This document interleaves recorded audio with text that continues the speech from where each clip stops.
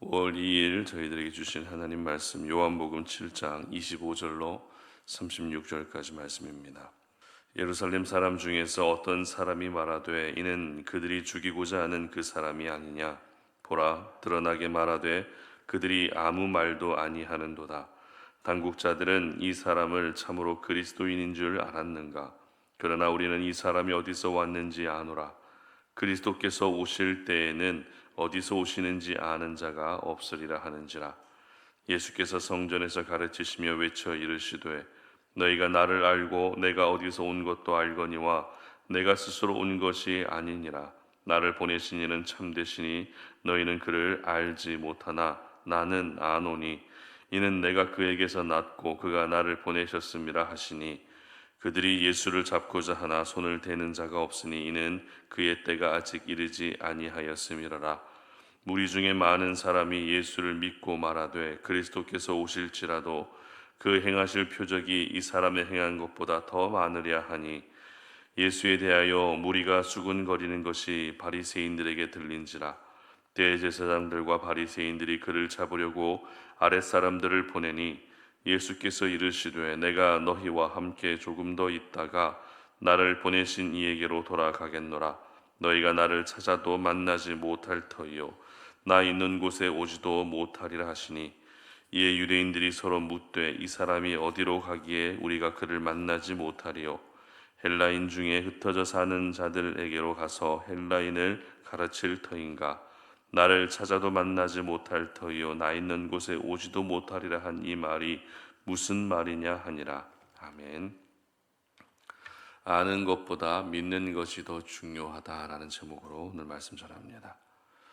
성경에서 안다라는 단어는 굉장히 자주 사용되는 단어입니다. 그만큼 중요하다는 의미겠죠.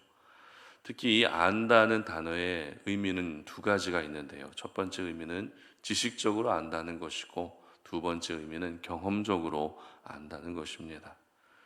우리는 이 알을 통해서 결국 믿음을 갖게 됩니다.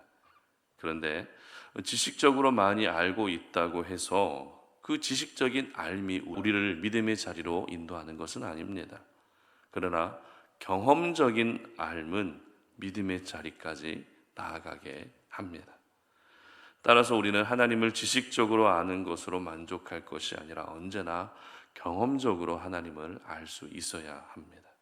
이것을 바꾸어 말하면 오늘 제목처럼 아는 것보다 믿는 것이 더 중요하다는 그런 말이 되는 것이죠. 계속해서 저희들은 요한복음 7장 말씀을 묵상하고 있습니다. 오늘 본문은 어제 살펴봤던 것처럼 초막절 절기를 지키기 위해서 예수님이 성전에 올라가시고 겪었던 사건 직후에 있었던 이야기를 담고 있습니다. 예수님은 초막절 절기를 지키기 위해 성전에 올라가셨고 그 성전에서 말씀을 가르치셨습니다. 그런데 그 가르침을 곧이곧대로 듣지 않는 유대인들에게 어떻게 말씀하셨는가 하면 말씀도 중요하지만 말씀을 받아들이는 마음도 중요하다라는 것을 예수님은 말씀하셨습니다. 그런데 이 사건이 있고 나서 예수님이 더더욱 위기의 상황으로 내몰리게 되는데요. 32절 말씀 보시기 바랍니다. 예수에 대하여 무리가 수군거리는 것이 바리새인들에게 들린지라. 대제사장들과 바리새인들이 그를 잡으려고 아랫사람들을 보내니. 이제는 유대 사회에서 강력한 영향력을 행사하던 바리새인과 대제사장들마저도 예수님을 죽이는 일에 앞장서게 됐다는 것입니다. 그러고 보면 요한복음 7장에 기록된 내용은 하나같이 예수님의 상황을 좋지 않게 하는 일들로 가득 넘쳐나고 있습니다. 7장 1절을 한번 보도록 하겠습니다. 7장 1절입니다. 그 후에 예수께서 갈릴리에 다니시고 유대에 다니려 아니하심은 유대인들이 죽이려 함이로라. 같은 동족인 유대인들에게 죽임을 당할 위기가 이어집니다. 그리고 7장 5절 보시기 바랍니다.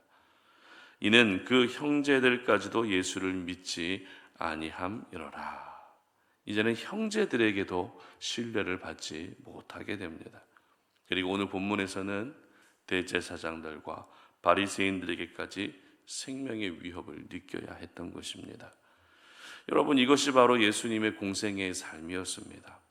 하나님의 아들로 오셔서 가난하고 궁핍한 자에게 천국 소망을 주시고 모든 사람들에게 영원한 생명을 주시기 위해 그렇게 사명을 다하시고 열심을 다하시고 최선을 다하셨지만 예수님은 그 누구에게도 환영받지 못했습니다. 몸둘 곳 없이 늘 쫓겨다녀야 하는 나그네 인생을 사신 것이 바로 예수님의 인생이었다는 것입니다. 그러므로 먼저 내가 예수 믿는다는 이유로 세상 속에서 외로워진다 할지라도 여러분 낙심하지 않으셨으면 좋겠습니다. 외로운 그 길은 바로 예수님이 걸어가신 십자가의 길임을 믿으시고 세상은 나를 버려도 하나님은 나를 절대 버리지 않으신다고 하는 이 사실을 오늘 하루도 꼭 기억할 수 있었으면 좋겠습니다. 특별히 오늘 본문에서 이 안다라고 하는 단어가 자주 사용되고 있습니다. 참고로 요한복음 1장에서 자주 사용된 단어는 보다라고 하는 단어인데 오늘 요한복음 7장에서는 안다라는 단어가 굉장히 자주 사용되고 있습니다. 오늘 본문 26절과 27절 말씀 보도록 하겠습니다. 26절과 27절입니다. 보라, 드러나게 말하되 그들이 아무 말도 아니하는도다. 당국자들은 이 사람을 참으로 그리스도인인 줄 알았는가? 27절입니다. 그러나 우리는 이 사람이 어디서 왔는지 아노라. 그리스도께서 오실 때에는 어디서 오시는지 아는 자가 없으리라 하는지라. 자, 이 말씀에서 안다라고 하는 단어가 계속 나오고 있죠. 26절과 27절 말씀의 의미는 이 초막절 절기에 성전에서 있었던 사건을 통해서 적지 않은 사람들이 예수님을 그리스도로 받아들였는데 그럼에도 불구하고 몇몇 유대인들은 끝까지 예수님을 그리스도로 받아들이지 않았다는 것을 보여주고 있습니다. 그래서 이 사람들이 제시한 근거, 예수님이 그리스도가 아니라고 하는 근거는 바로 예수님의 출생과 신분을 내가 다 알고 있다라고 그렇게 이야기했던 것입니다. 그래서 27절에서 이 사람이 어디서 왔는지 내가 안다라고 말했던 것입니다. 그렇다면 여러분에게 질문합니다. 유대인들이 예수님을 안다라고 말했는데 그 알미란 지식적인 알미일까요? 아니면 경험적인 알미일까요? 지식적인 알미죠. 예수라고 하는 사람의 출생, 신분, 가족사항 이런 것들을 알고 있다는 것이기 때문에 그들이 말한 알은 지식과 정보 차원에서의 알미였던 것입니다. 이렇게 지식으로만 예수님을 알게 되면 예수님에 대해서 심각한 오해가 생기게 됩니다. 30절 상반절 보도록 합니다. 그들이 예수를 잡고자 하나. 그들이 예수를 잡고자 하나. 예수님을 지식적으로 알게 되면 예수님을 잡는 사람이 되고 마는 것입니다. 여러분, 우리는 예수님을 잡아야 되는 사람이 아니라 예수님의 손에 잡혀야 되는 사람들입니다. 왜 우리가 예수님을 그렇게 잡으려고 하는지 지식적인 알미 이렇게 무서운 것입니다. 그리고 31절 보시기 바랍니다.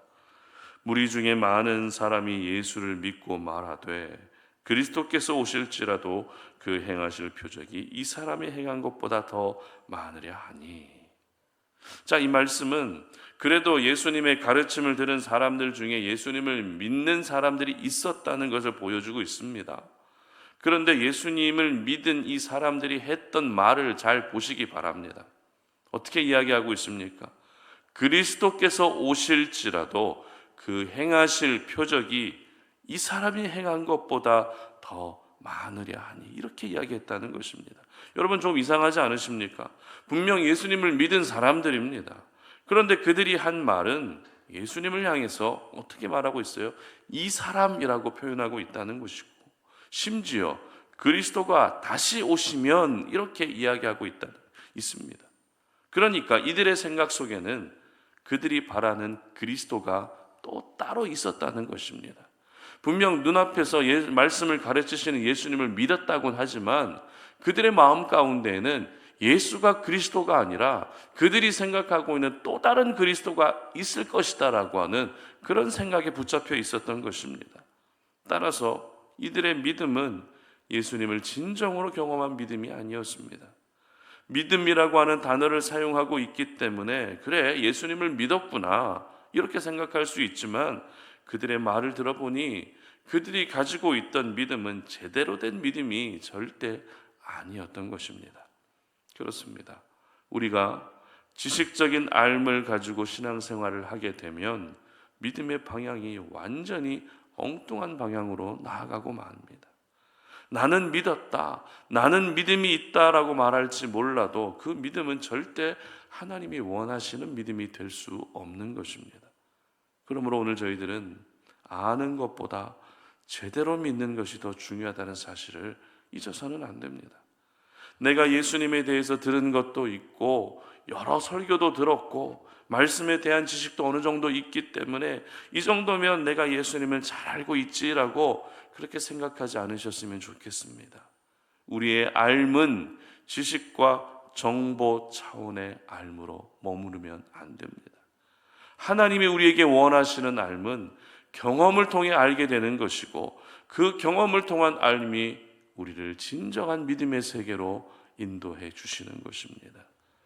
예수님 당시에 많은 유대인들과 율법주의자들, 그들 스스로는 나는 하나님을 잘 알고 있다라고 자부했습니다. 그러나 그들의 삶은 경험적인 삶이 아니라 언제나 지식적인 삶에 불과했다는 것입니다. 그래서 끝까지 예수님을 대적했고 예수님을 십자가에 못 박는 장본인이 되고 말았던 것입니다.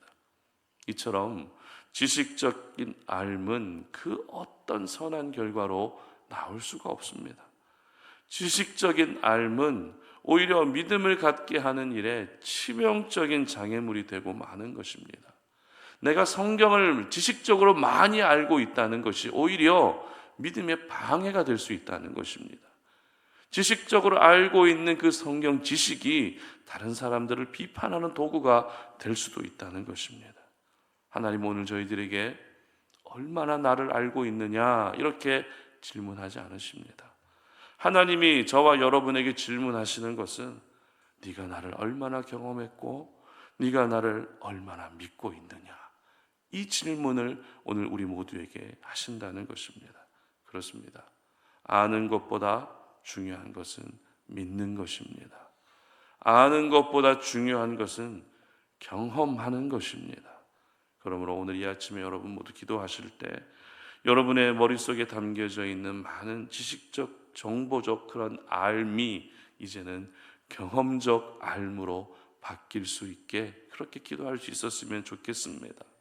내가 하나님에 대해서, 신앙에 대해서 얼마나 많은 것을 알고 있느냐를 자랑하기보다 얼마나 하나님이 원하시는 모습으로 내가 믿고 있느냐 하는 것을 돌아보시며 그것이 여러분의 자랑이 될 수 있었으면 좋겠습니다.